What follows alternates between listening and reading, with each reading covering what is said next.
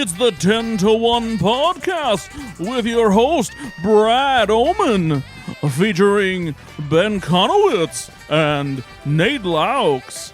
And here's the podcast. Welcome back, friends, to our final episode of the 10 to 1 podcast. Ever. Ben's It's finally going to do it. It's been a journey. You just hit a woman? That's what you think hitting a woman sounds like? That's what you do when you mime it. You go with your hand. No, I don't know where this it was a went. rifle shot. What is happening? That was a rifle shot in the distance. I've seen you mime hitting a woman before, and that's the sound you make. It's over. Did you kill yourself? Season 50. Well, Lauren's done, right? Lauren's done, right? Che and Jost are leaving. Yep. Change Joseph gone. Sarah Sherman's gone. Absolutely. Bowen Yang, definitely gone. Yeah. He's a hottie. He cried at the end, and Sarah Sherman was so sad to see him go. These are all conjecture. We have no idea what's going on. We have no idea. At this point, no one has officially left Chloe the show. Feynman put SNL Fiend on her Instagram today. It's just because the end of the season. Or is it because she's done? Let's right. posture a little bit here. No, we'll do that at the end. We'll do it at the end. All I'm saying is, you know what you're doing when you write that, by the way. You're getting people to talk about. We'll do it at the end. Well, as you know, she's not nobody. So, right? No, too soon for a Chloe Feynman inside baseball joke. First of all, you make it sound like that was like she was in the wrong. She was totally in the right in that, in my opinion. Well, I mean, I don't know that you. Do you guys want to fill in the listeners on this or no? So Chloe Feynman and her sister were at a restaurant that Demi Moore was also dining at, and Chloe Feynman and Demi Moore apparently do know each other, have worked together, or done something previously, and so she went over to go talk to Demi, and I don't know if it was the manager or whoever was just like working the restaurant that night, like stopped her and was like, oh, you know, like trying to get her to stop bothering her, and Chloe Feynman was basically like, what do you, why? Like, I know her, like I'm not like just nobody like coming up to randomly talk to Demi Moore. See, but I look at that from the perspective of like he clearly doesn't know who you are, and wouldn't it be like, oh, actually, my name's Chloe Feynman, I'm on SNL, I know Demi Moore, is it okay? Because like again, he's trying to protect Demi Moore, and so out of respect for that process, it's Demi. I mean, sorry, but I don't think that she necessarily said that to that guy. She was just working it out in her head, like I'm not nobody, like I'm not like a random person. No, I thought that she How said did out this loud. story come out? Yeah, I thought she said out loud, "I'm not nobody," because she talked about it on one of her Instagram stories. Gotcha. And then someone interviewed her about it. So, do you think that she actually did not say those? Because I thought it's pretty pretentious to tell somebody, "I'm not nobody." No.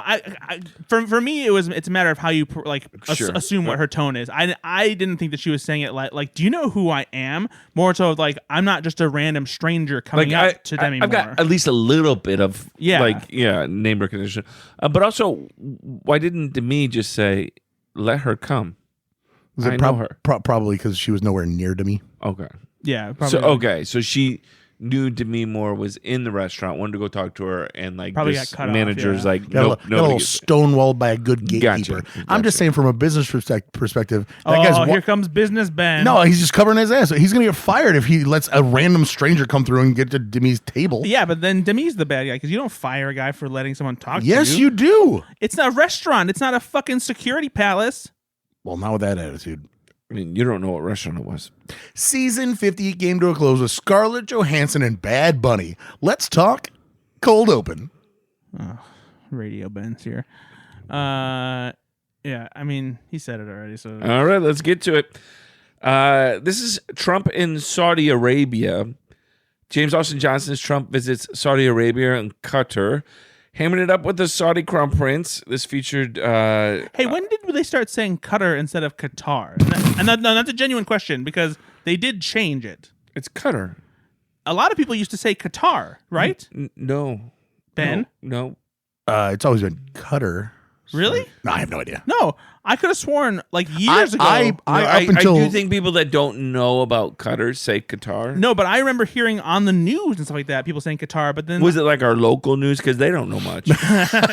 No, it definitely wasn't. Because was it Stan Maddox? Because I remember noticing all of a sudden that people were saying Stan's Qatar. a big listener. I don't know if you want to... People were saying Qatar and not Qatar anymore. So I don't know if it was... Too many people thought it was pronounced guitar. They had to get away from it. I always was taught Qatar, but I don't know. Maybe it is Qatar. I literally remember it being Qatar. It's Qatar, I think. Settlers of Qatar. So, now that we're at the end of season 50, James Austin Johnson. Now that we're at the end of the podcast, because that was the most boring fucking thing ever. How many do you think cold opens did James Austin Johnson do this season? I don't know the answer to this, but how many do you think? I'm going to say 13. I mean, honestly, out of the I'm going to 20, say 15. I bet there was maybe a handful that he didn't. Yeah. He really anchored the cold opens this year with Trump. What did you guys think? I thought that this was fine for the first, 80%. And then I really liked the bit where he went I was to the afraid. audience. I didn't know where you were going. I'm like, Audience stuff was I thought the great. audience stuff was the best stuff. Yeah, audience stuff was awesome. 7 on the floors, 6 and under the balcony. Yeah. Yep. Oh, shut up. Yeah. He's like talking in and out of character at the same time. Yeah. I'm loving that. And also, it did seem like, unless he's just very good at it, and they did have it all scripted, that he did improvise some stuff. See, last week I said yes, and you're like, no, he would never. Well, it was So- clear the stuff that you're talking about. I was think- not I just, improvised. it's nice to be validated. I finally. think that they definitely had it all written down, and then they know though in those live moments Respond, yeah. where you've got a person that you're not. Yep. He got up and you're like, no, you can go. Like he's got to say that, right? Yeah. Otherwise, it's weird. So there needs to be a little bit built in there. But Yeah. I Because there was think a that- moment when they reacted, he was like, no, shut up. Yeah, exactly. And I think that obviously either that or it happened at dress, and so they knew That's true. No, and the woman that was sitting by him where he got my smoke show. She's very pretty. Listen, we don't comment on women's bodies in this podcast, but she was very, very But beautiful. also- I'm sure she's intelligent and wonderful and lovely. She was very attractive. But also, his comment there was a very Trumpian comment, yeah, of which course. is what made me laugh because I'm like, Trump would acknowledge how pretty this girl is. Out of all of them, he's like, "Oh, you're very pretty." That was awesome. No, I thought this was fun. Like you said, it ended very well. it also just ended like there was a little bit of sentimentality to it too. To say, if I'll be back next year or whatever if we still have a country, kind of thing, Yeah. right? And I know that James Austin Johnson obviously loves to play Trump. Like he's very good at it. He knows he's very good at it. But I also think he gets. I think politically everything. He's tired of Trump too. So Yeah. There's more of it now that I can see, either by design or not. He's definitely. I feel like he's over the character for sure. He's throwing. There's a little bit more throwaway to Yep. it, and it's not necessarily from Trump's mannerisms have changed. It's more him just be like, you know what I'm saying. Like it doesn't really matter. I did like this though, the element of and maybe last week they didn't do it at all and it was all scripted, but I do like if they could put in a little bit of just raw, organic James Austin Johnson getting to make Trump comments. Yeah. Because he's very good at it. And so No, this is a good example of SNL taking a tried and true formula, doing something slightly better that elevates it, and getting away with something here that ended on a high note. Yeah. Plus, we'll see if everyone's sad once the tariffs take in, because that's when where everyone's gonna pay off. all right. Okay, Moving on, He's doing a monologue. good job. big tariff guy over here, huh? I mean, we should all be big tariff guys. We're all gonna be rich. Scarlett's musical tribute to SNL. Scarlett Johansson is joined by the entire cast in a Piano Man style musical number about the show and SNL's significance. There's a false tease in this thing, which made me laugh, where Billy Joel was going to appear. I really thought this was great. I laughed a lot. They did some really good kind of inside baseball jokes on this, where Sarah Sherman is leaving, and and she's like, "What have you guys heard?" These kind of things.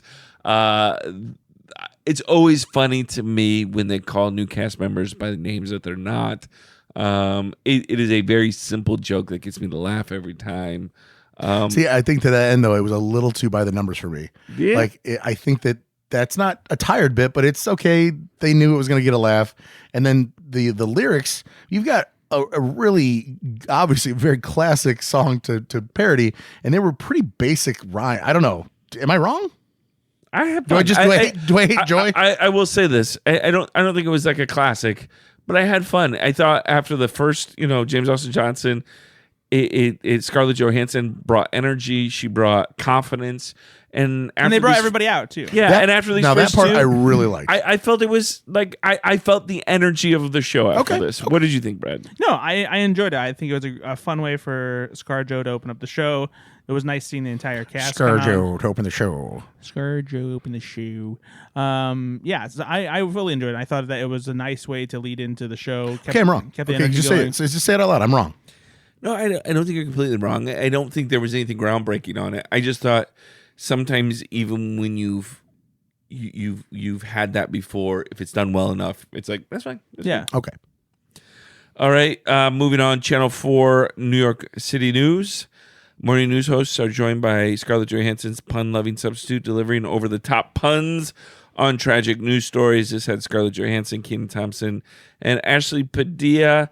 Can we agree? We're all excited about what Ashley Padilla is going to do Yeah, in the you say future. it, but you say it every week now, buddy. I know, but I'm just excited. We get it. We're all on the same page. I feel like she's going to do some good stuff. She is. I thought this was a little one note. But I thought it was really funny. No, it's though. It was a funny one note, but I thought it was a little one note. I like But it. also, I think that it worked on the same level that the competing racial newscasters bit worked. Sure. What that they first did with Phoebe Waller-Bridge, where they're keeping score as to like whether it was a white criminal or a black criminal. Obviously, this isn't as edgy. It's a more simple bit. But I thought just her constant like get up and go like positive attitude about it, and Like, just not getting that. yeah, it's and how I'm not fast just it was too, and Yeah. how oblivious she was to like, oh, okay, well, I'll do this one then. Hey, and I'm just glad we've finally got a mature, intelligent woman on the newscast. I've been here 5 years. Yeah. It's a great line from, I don't know how much you've ever mentioned it, but I think that she's going places as Ashley Padilla. And then also the weather is like, weather looks good. That's it. That's it. Cool. And I do like the open and close where they just like, he thought he was going to quote, try something new. Well, swing and a miss. Yeah. Shot taken. Yeah. So I liked it. There was enough going on. It was funny, Nate. No, I thought it was funny. I thought it was a little one note, but I thought it was funny. Oh, so Okay, well, you know, agree to disagree. You guys, okay? Now I don't have to ask you what your favorite sketch of the night was. All right. Please don't destroy Vacation Flight. Scarlett Johansson whisks Ben, Martin, and John away on a luxurious vacation that Newark. devolves into a plane crash panic at Newark Airport with my Bad favorite, Bunny. Bad Bunny's amazing. Bad Bunny as an overwhelmed air traffic controller.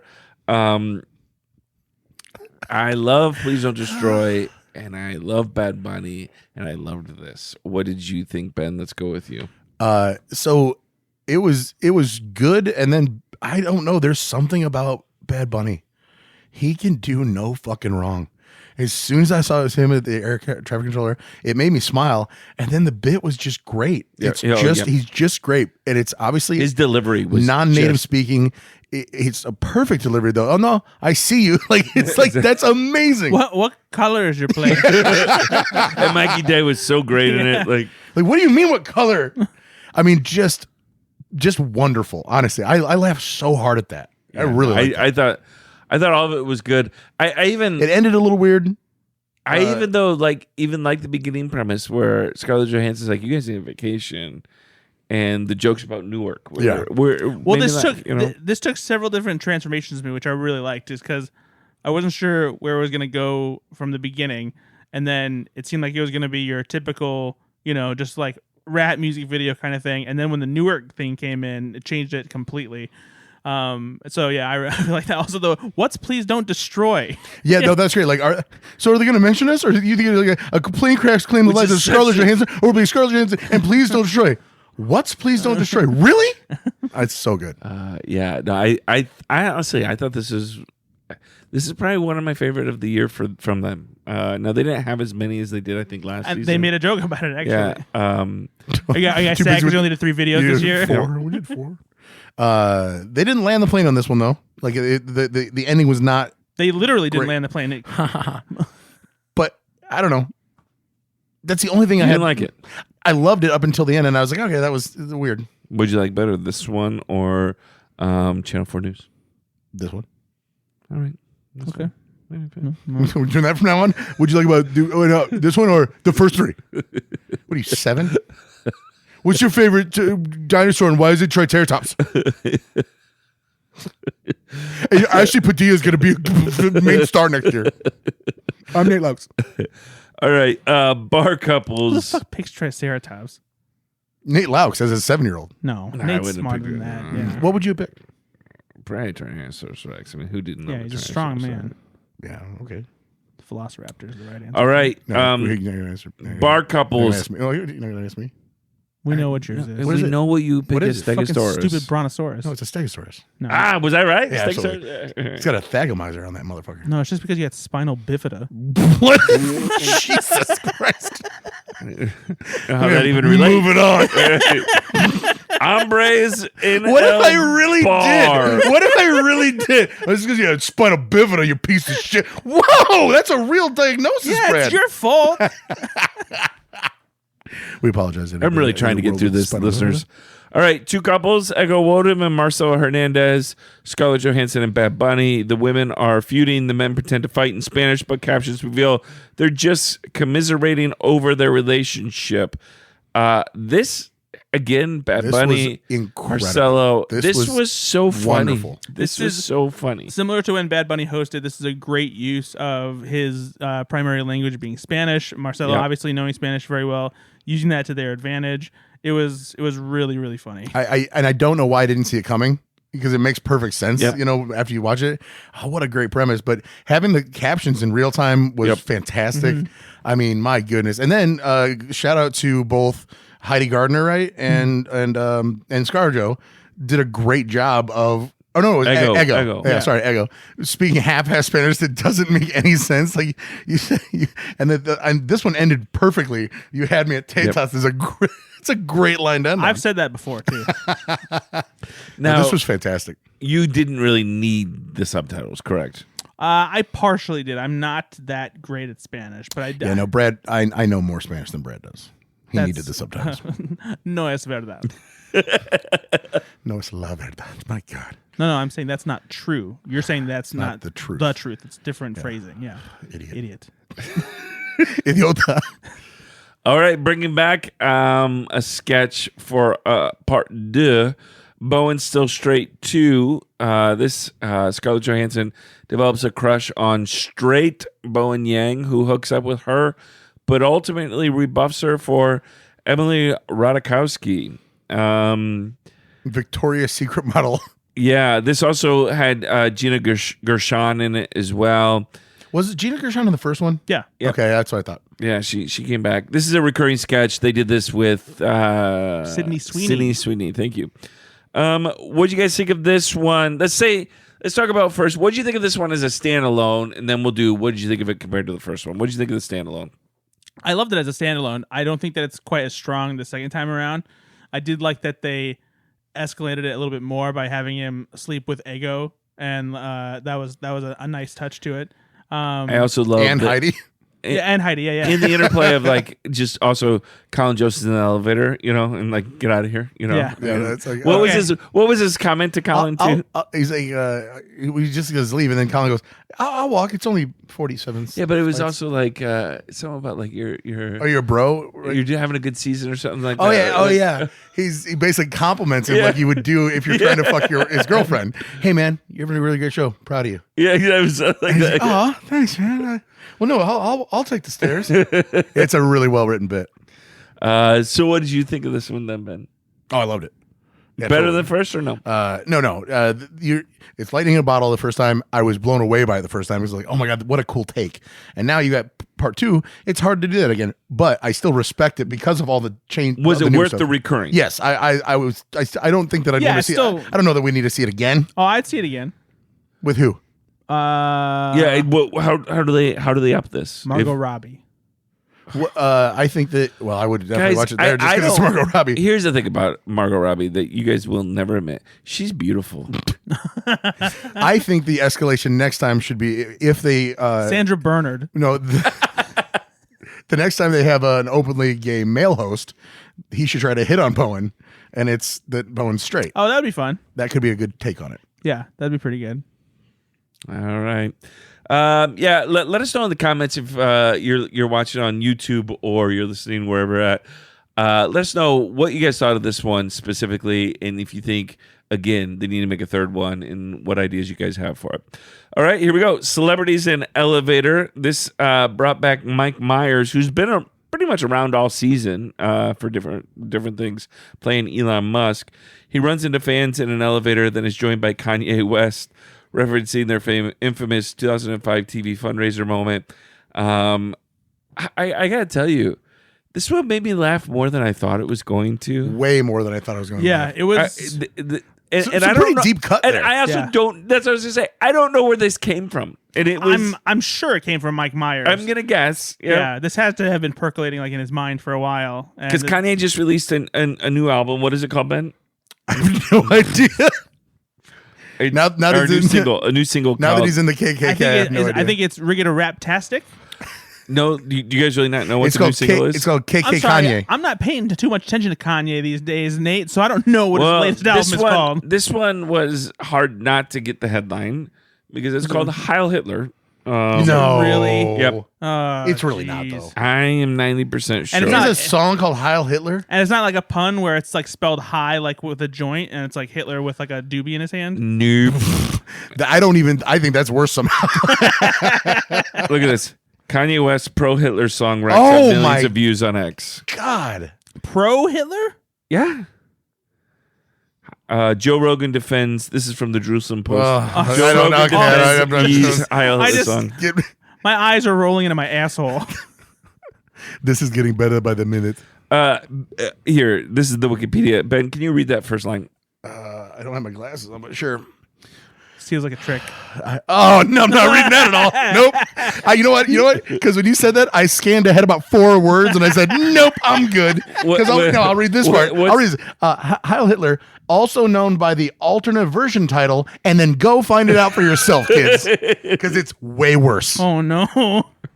So I will say, Keenan's Kanye is very good. I didn't realize that it was that spot on.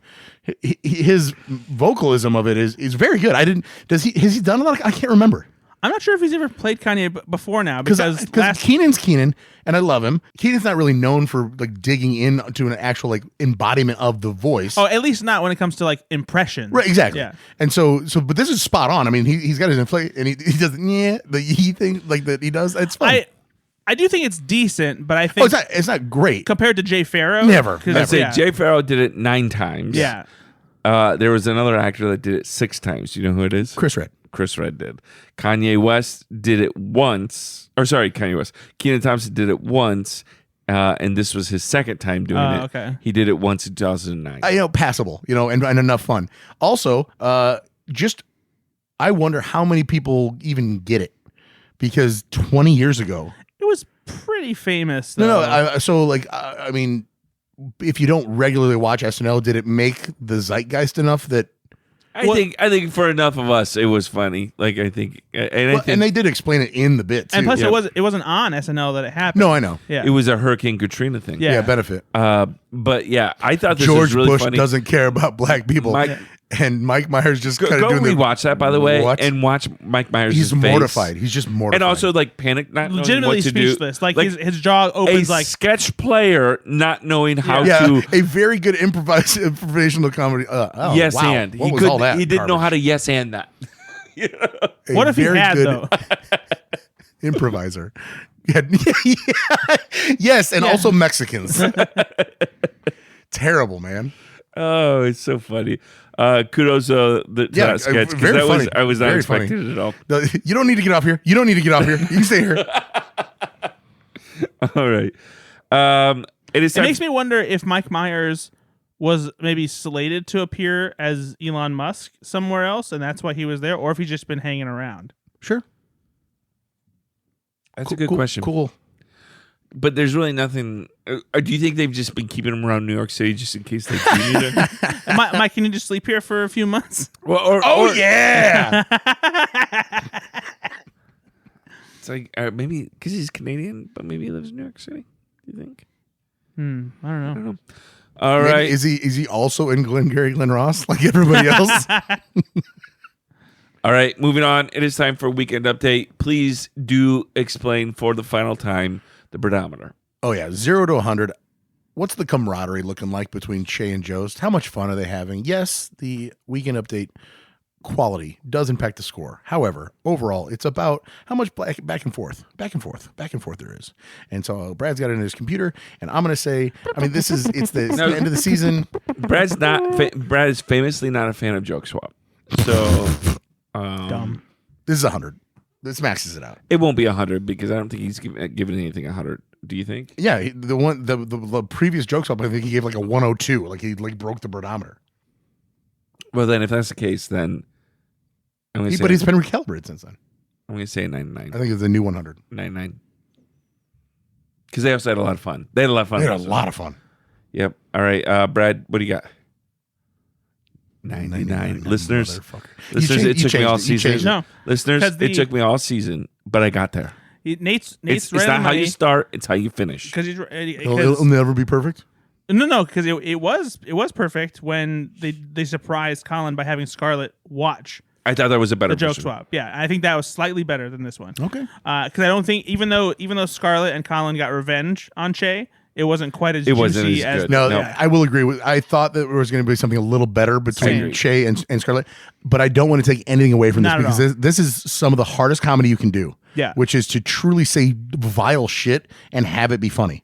And they walk that tightrope better than anyone in the world right now. It is incredible to watch them like guffaw over these remarks that they have to say. And like even Colin being such a good sport is like putting on the lipstick, just like that's the kind of stuff that real comedians do. It's all in service of the laugh, right? This was utterly fantastic. I love the joke swap, obviously. Let's talk about the other things in Weekend Update first, though. All right, let's go to, again, recurring Miss Eggy. Ego Woden stops by Weekend Update to do her stand-up and discuss the food situation on the airplanes. What did you guys think of this coming back for another time? Still very, very funny. I agree. Obviously, you can't get back the spontaneity of the audience swearing on live TV, but Ego's energy in this one, still great. How she transitions from talking normally to Jost and Che and then getting back into this Def Jam persona. That's my favorite part. She will literally, she's annoyed by Jost, right? Yeah. And she's like, come on, Colin, this is my thing. Like, and then gets right back into Yeah. it. It's picture perfect, dude. That's an amazing talent right there. And I love the shift into something that is so clearly not airline food. Is like, now menopause. Yeah, like, what? It's so good. Yeah, that character is amazing. She does such a great job of that. And just like the dragging of the mic down low and bringing it about, like, suckle, like she's doing all that. It's amazing. Like, she's really fucking good. It's really good. No, What do you think, Nate? No, I loved it.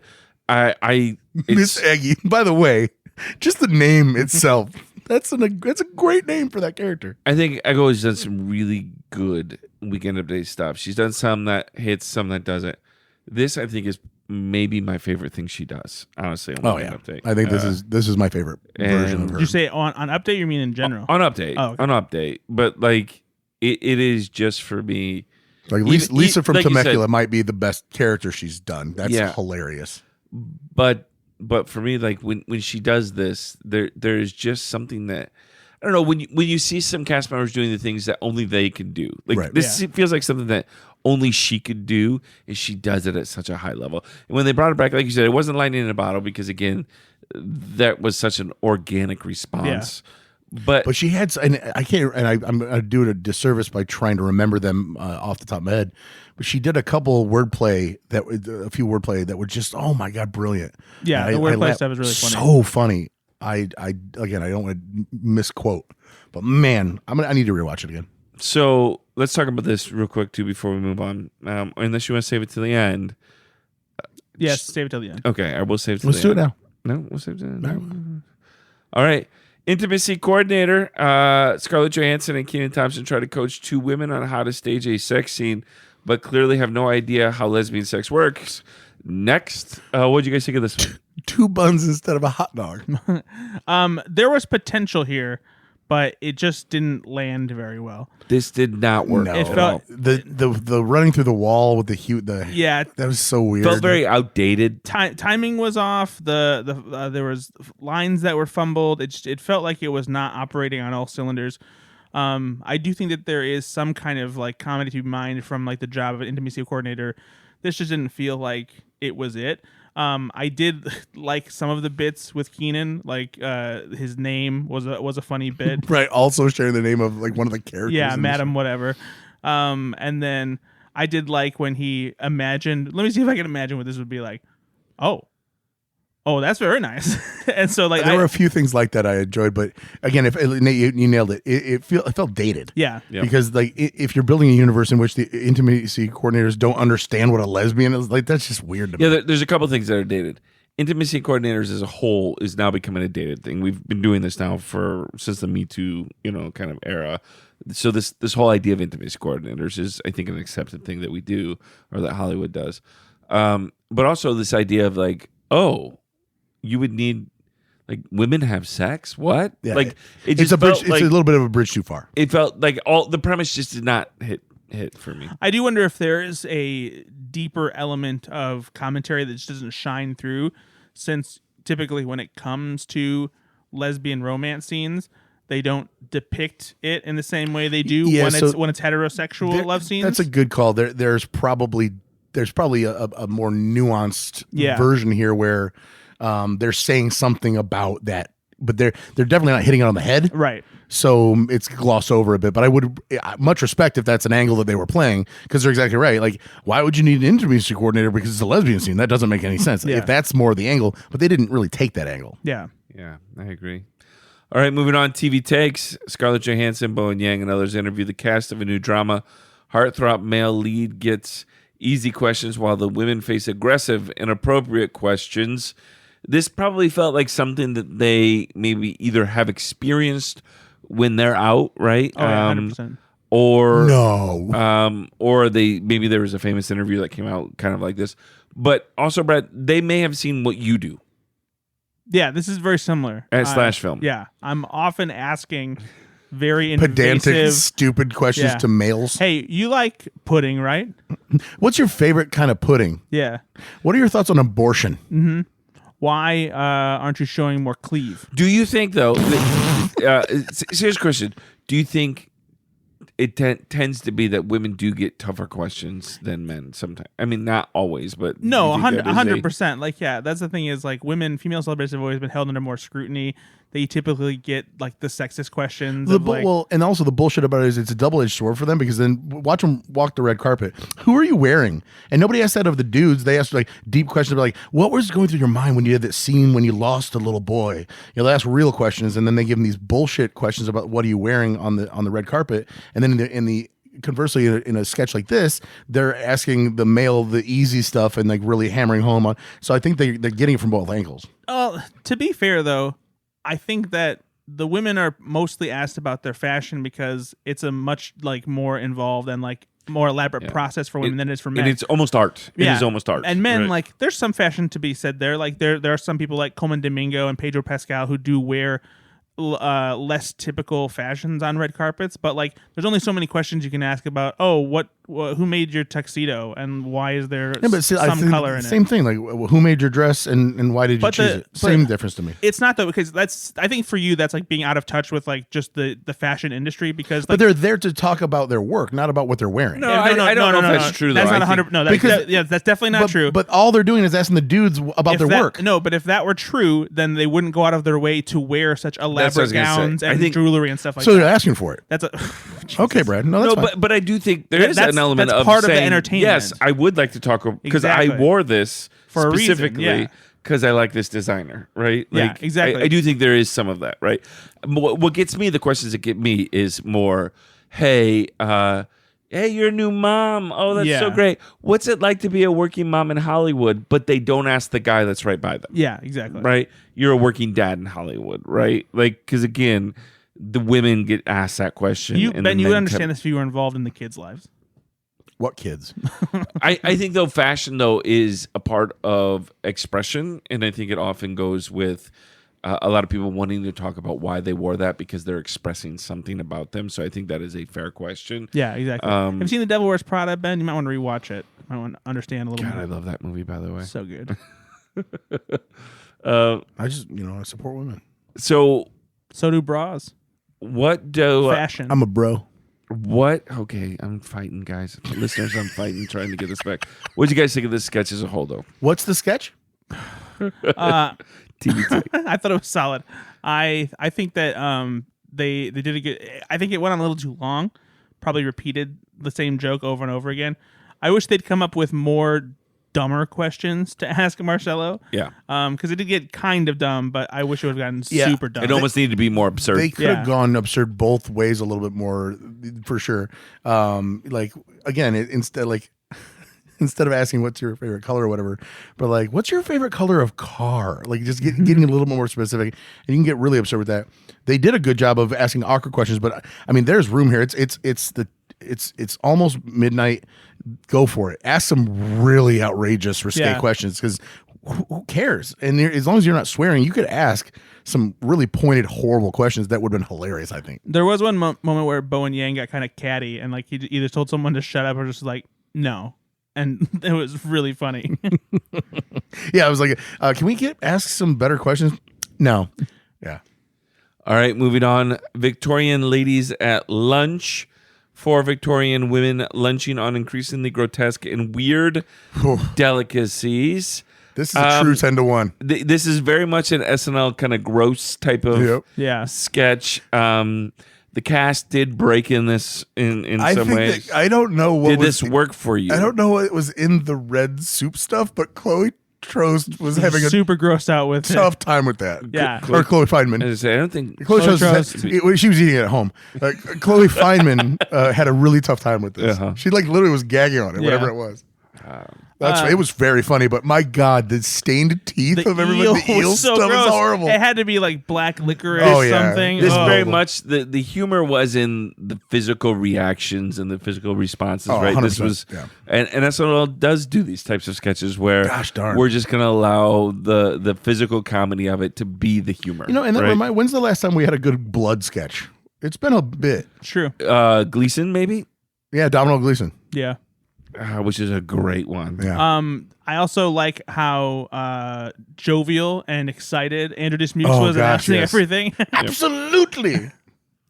Oh yeah, no. This was great. It was fun. It's SNL does this very well. And Scarlett Johansson is a gorgeous woman and just being disgusting. And it's such a cool juxtaposition. It was really funny. Shout out. That is our last. Our last sketch of the night, but I want to do a couple different facts for you guys. Oh.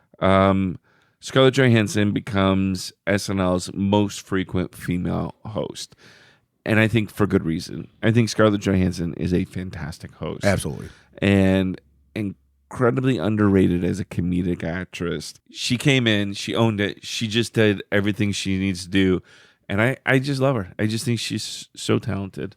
What did you guys think of her as the host? No, I agree. She is one of the great hosts that SNL has had. She's right up there with the likes of Ryan Gosling and Emma Stone. And yeah, I would love to see her host anytime they want to bring her back. She's comfortable. She knows what the job is. She's very funny, very capable. That Nate, you had a good adjective, underrated, because by now she's expected to be that good. Yep. And so she puts in a performance like this. I wasn't really noticing her all that much. I was noticing how good the sketches were and how much fun I was having, but I wasn't like, oh wow, she crushed that one, because you're kind of expecting it. But that's not fair, because she's quote unquote just an actress. She's not an improv comic. She's not a sketch comedian. That's hard to do at any level, especially when you only do it every once in a great while. So much respect to Scarlett Johansson. She's wonderful. She's aging like fine wine. She's gorgeous, and she's beautiful. Calm down. And you've mentioned that a couple times. I mean, I've only said it just now. I literally just complimented her one time. It's been more than once, and we heard from her attorneys. I gotta say, if she was the voice of AI, I would love AI. I fell in love with AI because it's her. So I think it was a perfect choice to end season 50, because she brought the goods. How much money did Colin Jost spend on those roses? They looked like they were from Disney, like literally from a Disney princess's. I think less than what he spent on the boat, but not by much, because those flowers were probably $500. Those were incredible. All right. Also, shout out, Heidi Gardner had her 600th sketch. This dang, that is a lot. 600th. and I hope many more. I would hate to lose Heidi Gardner on this cast. She does such a good job. Yeah, man. There's going to be a turnover. There always is. We'll talk about that in a second. But sketch of the night. What do you guys think? Is it Please Don't Destroy? That would be for me the Please Don't Destroy Yeah, sketch. I think for me it's the two Spanish speaking dudes fighting. very funny too. For me, it's Please Don't I Destroy, will though. say, other than the one sketch, The intimacy coordinator sketch. the intimacy coordinator, everything was Solid. Yeah. Very solid, if not good. Even there was this was a very good episode. very little to complain about. And honestly, it's been probably 3 in a row now. John Hamm, Walton Goggins, and Scarlett, a great way to end the season. Not a lot to complain about. We can nitpick all we want, but those are 3 solid episodes. MVP. Probably Ego. It's just jumped in my head. Do I change my mind? No, I'm gonna go with Ego because I love Miss Eggy so much. I think that's a good pick. Ego sounds like a good pick for MVP. Nate? Yeah, I mean, I think Bowen did very well this episode as well. But I think Ego was probably the right choice. Yeah, I think she did very well. Bowen was really good with the Bowen Still Straight and the TV takes. I want to also give a special shout out to Ashley Padilla. We Nope. get it. Bad Bunny, who in 2 sketches yeah. brought the goods, and he was not the host. Yeah. So he's made the 2 best sketches of the night. And he brought true. the goods in both of them. Absolutely. And so I want to give a special shout out to him too, because he is Call him Good Bunny. Oh God. but Thank he God was this is the last episode. he was fantastic. So also that maybe it does speak a little bit to Scarlett Johansson as well, because she's clearly not that person that's like, well, no, this is my show. Nope. You know, she probably was like, he can be in everything if he wants to, like whatever makes the show good. Rad Rabbit. Cool confit. All right, so let's talk about some rumors, some maybe predictions, rumors, what we see happening. Call your shot right now. Is Michael Che and Colin Jost coming back next season? I don't know. And then I'm going to name some people, and then you guys can call your shots. Okay, let's start there. The thing with Che is he has said this before in a stand-up performance before. This is not the first time this has happened. However, it does feel potentially more likely this time because I think that there were probably a few cast members who were biding their time who wanted to be there for season 50. Absolutely. There was talk, that Lauren also wanted to keep as many people around as possible for season just as 50. a favor to me in the show. Yeah. You got some people who are hitting the 7-year mark, which is typically when they start leaving the show. I believe Bowen is one of them, right? I think This will be his 7th, or this has been his 7th. I think this was his 7th. wasn't Bowen started as a writer in 2018, and then he was a cast member since 2019. So yeah, this is probably roughly a 7th. So I don't want to read too much into it, but it did look like Sarah Sherman was very sad talking to Bowen at the end, and that makes me believe that if anything, Bowen would be the one leaving. it? I don't know about that. Did you see that? I did, but it was also incredibly heartfelt and looked very sad. But it is the Just the end of the season. Yeah, it's the end of the season, and so like especially when you've been doing a live show with the same people for that long, like it's the same And also, like at the end of a this theater was a production. special season, right? Yeah. Like they had But a lot of shared Bowen's memories. getting a lot more stuff. He was in Wicked. He's starting to No, be for in sure. six shows. I'm gonna call it. I don't think Bowen comes back next year.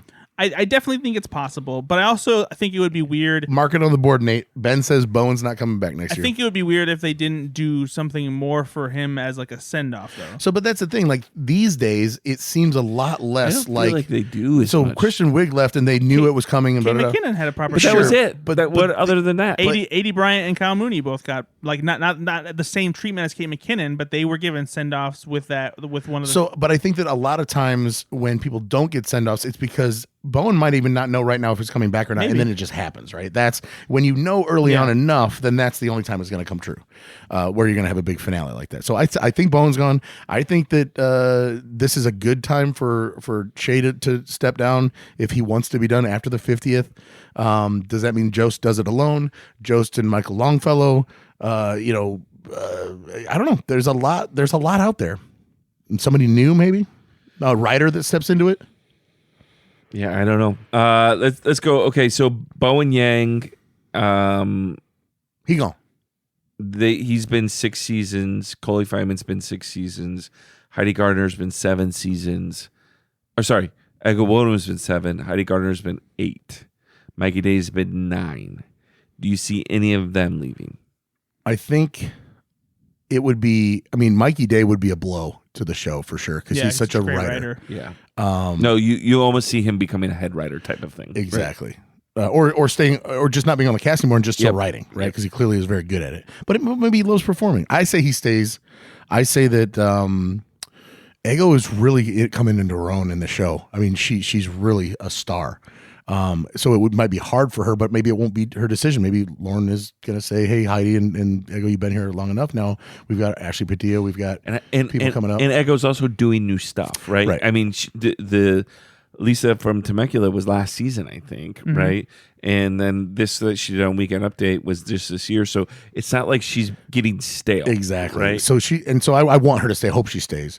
Heidi, she was in a bit part in Shrinking. I don't know that she's got a lot outside of SNL, but again, 8 years is 8 years, Yeah, tough. and honestly, I would say Heidi had a good season, but Heidi didn't have the season Ego had. I think. No. And so I could see her saying, "Okay, it's time to go." What about Andrew Smukes? He has been here for 5 seasons. This will be his 6th season. I don't think he's going. I don't think him and Sherman are going anywhere anytime soon. And I know Sherman is barely with the show compared to how long Andrew's been there. She's been there 3 years. This will be her 5th year next year. Oh, really? Yeah. Wow. No, I see them both being like the new people that are going to come up and be like, Dismukes would turn into the Mikey Day everyman type role if Mikey Day was done. What about Bob. this one here? I know you guys might laugh at this, but somebody like Marcelo Hernandez, who I can see actually, he's got a new movie they announced. Brad, he's going to. I don't think that Lauren Michael would let him go. I mean, he is somebody that you could see skyrocket. I mean, he's a very good stand-up comedian, so he could just do stand-up and do very well, and probably sell out a lot bigger arenas. Probably smart if he stays at least another year to develop his following that he's already really good at. But they just announced a movie he's going to be in with somebody. I forget, but I don't know. I didn't see it. Yeah, I saw the news there. So I mean, not to say he would, but I could see him not because they want him to leave, but because maybe his career is taking off. Sure. Yeah. Devin Walker and James Austin Johnson. I mean, I think James Austin Johnson, I think, is going to be like a Phil Hartman, like a guy they just want to keep around because you need a skilled impressionist for everything. I think he's there as long as Trump is. Yep, sure. I agree, and you pay him well to be there. Yeah. Devin's a tough one because I think Devin had a better season this season. Yeah, but kind of the Punky Johnson thing where he's like just not exactly enough to like be relevant. I would also say, as much as I love him, I mean, Devin and Michael Longfellow have been there the same time. This will be their 4th season next year. I think Michael Longfellow's done so much more though, like on Weekend Update especially. I think he's done a couple things on Weekend Update, and everything he does is very strong. But like pick the top 10 things that Michael Longfellow did this season. Sketch wise, it's the water slide thing with. So not that I want either of those to leave. I'm just saying when you look at their impact, you're like, well, I can see. I can see them making, and I think we can all agree, Jane Wickline probably won't be back. I wouldn't go that far. I'm just kidding. I was waiting for Brad. to jump all over that one. So yeah, I don't know. Like I said, there's. I don't think any of the new cast members shit the bed at all. I think Emil Walken is definitely coming back. I mean, they didn't. Nobody there did a bad job, right? Yeah. No, I agree. No, I think the big thing though is will Michael Che and Colin Jost leave? Will one of them leave? Would it be weird if Michael Che leaves and Colin Jost doesn't? I mean, unless you put like a Sarah Sherman with Colin Jost, that could be magical. Been around long enough, I've seen the transition from you got Tina, Seth, Amy, Jimmy. They kind of it can happen. That. It can happen, right? So I'm There's fully a half on season board. of awkwardness, and then it gets going. I'm totally on board if Jost stays in somebody else, and if Jost leaves and Che stays in something. I mean, I'm fine. Okay, would you be interested if Jost stays and they put Sarah Sherman with him? I hope they don't do that, only because there's only so much you lose out on so much of that awesome ribbing that happens, and I don't want to lose out on that. Yeah, it's too much of a good thing. You think they would just okay? I need Sarah Sherman to be that weird person that comes on every once in a while. But is there anybody on the cast right now that you'd like to see in the Weekend of the Desk? Longfellow. I could see Michael Longfellow being behind the desk permanently. What about somebody like Jane Wickline? I'm not sure that she has the Could she do like a Jane Curtin? I don't think she has the confidence presence to pull off Weekend Update. Okay. Longfellow definitely has You that. need to be a newscaster a little bit, Yeah. right? Longfellow has that thing where like I don't care if you laugh. Yeah. Which is what you need when you deliver. They always 'cause- say it, the 'cause Norm Macdonald, but he does have that a all, little bit. All of those jokes will not land. Yeah. Right. And so none of that can shake your confidence. And Longfellow has that in spades. Yeah, exactly. Yeah. I don't know. It'll be interesting. I do feel like, and maybe not, I do feel like we've been holding on to many of these cast members longer. You know, we just said, 8, 9, they'll be on 10 years kind of thing. What do you think Keenan's going to do? Keenan has publicly said, I will have to die. I will go out when the show goes out, right? Like he is Keenan loves the show. And we've mentioned this before. It is easier now to be a cast member than ever before. Lauren gives a lot of Leeway. You get to go do shows. You get to leave for certain episodes. I didn't see a ton of that this season, but if you're good enough, if James Austin Johnson needs to be gone for 4 episodes, he's going to let him be gone for 4 episodes because he's good enough and more important to the show. Well, not him specifically because they need him for Trump. He would say no, but I get what you're saying. Yeah, I mean, or they're just going to pay him so he doesn't go out and do other things. But yeah, I don't know. The other question is Lauren done? I don't know. Do you think they'll start announcing a successor, maybe as a kind of person? I think that when it happens, it'll just like breaking news from Variety. Lauren Michaels is officially retiring, and Tina Fey is taking over. Like I think they'll do it all. You think in it's one gonna be swoop. Tina? I think it'll be Tina. It very well could happen over the summer, but I also feel like that's the kind of thing like it would have already probably been in like the works officially because that's a lot of moving parts that have to like transfer over. I don't want to be a negative Nancy here, but Lauren is 81. So he's not young. A lot of things can change health wise, and whoa, he took a tumble or a fall. Yeah. He could even be convicted of murder. Anything could happen, is what I'm saying. So yeah, he's having a good summer right now, and then all of a sudden he falls ill or something, and then they have to make a decision. Oh, right? And again, no. I thought it was interesting that he did not direct the 50th. He did the 40th, and there's but he just, did not the 50th. And I going back to that, I just think there's just no fucking way that he would have let anybody else do it unless he thought I can't do this anymore. To be fair, he's so in control. it's not directing. I know, whatever, the show running, show whatever. Show running. But again, though, he was not underneath, from not just seeing him in the audience, from what I think the Lonely Island people said, it was interesting to see Lauren actually watch an episode. Yeah. Right? Which is a good thing because maybe he can finally see, oh, it went fine. I didn't have to worry. And who knows? All this is conjecture. I think it'll be interesting, though, over the summer. All right, Brad, give me your one person that you think has the best chance of actually leaving this year. I think that Colin Jost stays. I think that Michael Che's out. I think Bowen's out. I think those are my 2. I think those are the safest bets. I think Heidi could go too, though. Okay, Nate, what do you think? I think Bowen Yang's out. Yeah, I think he leaves. Wow.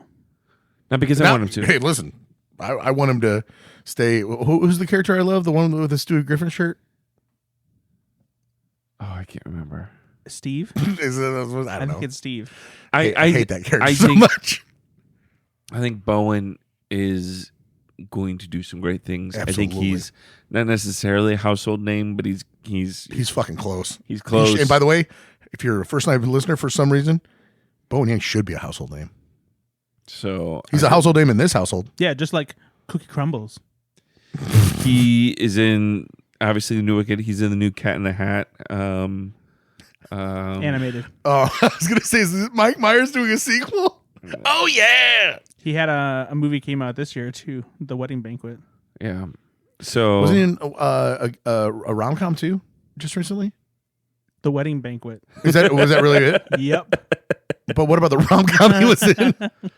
and he actually does a significant amount of voice work too. But then again, I say all this and I will be very, very sad if he announces he's not there because I really love Bowen Yang. Well, another great season of SNL. And now we're going to talk about our 10 favorite sketches of the season. Go ahead, Go, Brad. Yeah, prepared. My first one is intimacy coordinator. Should we do that? Should we come back in another episode and talk about our highs and maybe lows of the season? We did that last year. We'll do a season recap. Yeah, we'll pick our favorite hosts, our favorite sketches, and maybe our top 5 cast members. Can we do lows too? Because that's always fun. No, that's mean. Yeah, but let's do a couple of those. Because that's fun. Don't be mean. It's just fun to talk about, and we don't mean any disrespect. That's the listeners what they want the lows. What sucked? Uh-huh. Don't be mean. Yeah, well. All right. Well, Nate, All right. Well, Brad, we'll be back soon. you Brad, where can people find you? I'm online. I love doing stuff on the social media like Twitter and Blue Sky as Ethan Anderton. Also love writing about movies and TV shows over at slashroom.com. So make sure you check it out. What? Yeah. Sasha.com. What are you, Danish? And if you don't follow us yet, please do find us on the Facebook and on Twitter.